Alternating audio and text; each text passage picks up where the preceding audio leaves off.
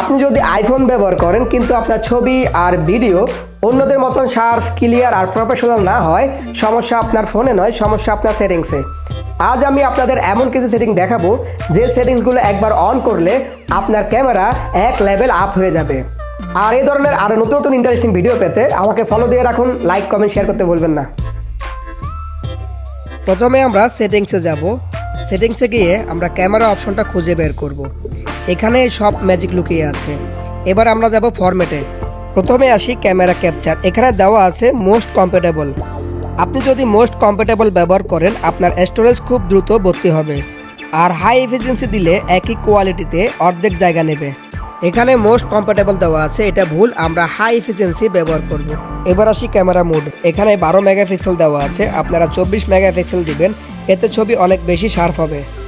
এবার আসি সবচেয়ে ক্যামেরার important part, pro and resolution control. এই অপশনটা অনেকেরই অফ থাকে, এটা বড় ভুল, অবশ্যই এটা অন করবেন। আর এটা অন করলে প্রো ডিফল্ট একটি অপশন পাবেন, ভিতরে প্রবেশ করলে দেখবেন 12 মেগাপিক্সেল ক্যামেরা দেওয়া আছে, এটা ভুল, আমরা 24 মেগাপিক্সেল সিলেক্ট করব। এবার আসি পোরো ফরম্যাটে। নিচে দেওয়া আছে জেপ্যাগ, এক্সেল, লুসি, এটা ভুল, আমরা মাঝখানে সিলেক্ট করব জেপ্যাগ, এক্সেল, লুসেস। তো যারা আইফোন ব্যবহার করেন এই সেটিংসটা করলে একদম প্রো লেভেলে ছবি তুলতে পারবেন। এখন আসি ভিডিও নিয়ে।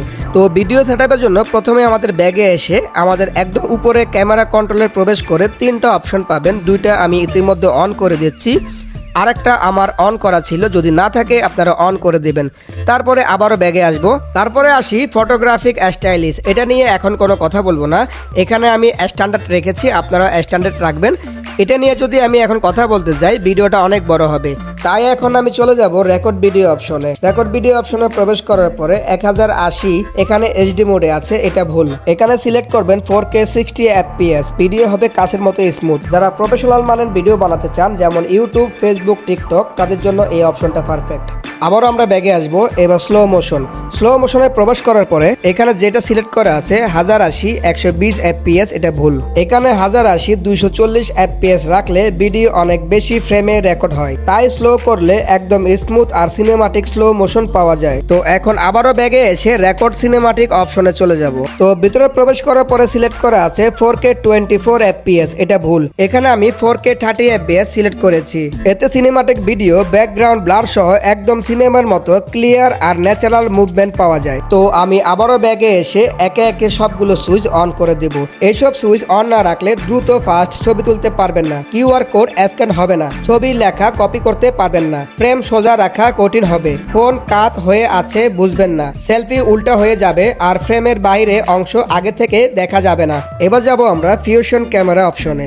এখানে দেখতে পাবেন 28-35, এই 2টা অপশন চালু করে দিবেন এবং নিচে 3টা অপশন আছে, একদম উপরের অপশনটাতে সিলেক্ট করে রাখবেন ডিফল্ট 24mm। এই অপশনগুলো অন রাখলে 24, 28 আর 35mm এই 3টা লেন্স 1x থেকেই ব্যবহার করা যায়, ফলে ছবি আর ভিডিও DSLR এর মতো পারফেক্ট ফ্রেম আর ন্যাচারাল লুক পাওয়া যায়। তারপরে আমরা আবারও ব্যাগে এসে একে একে সবগুলো সুইচ অন করে দিব।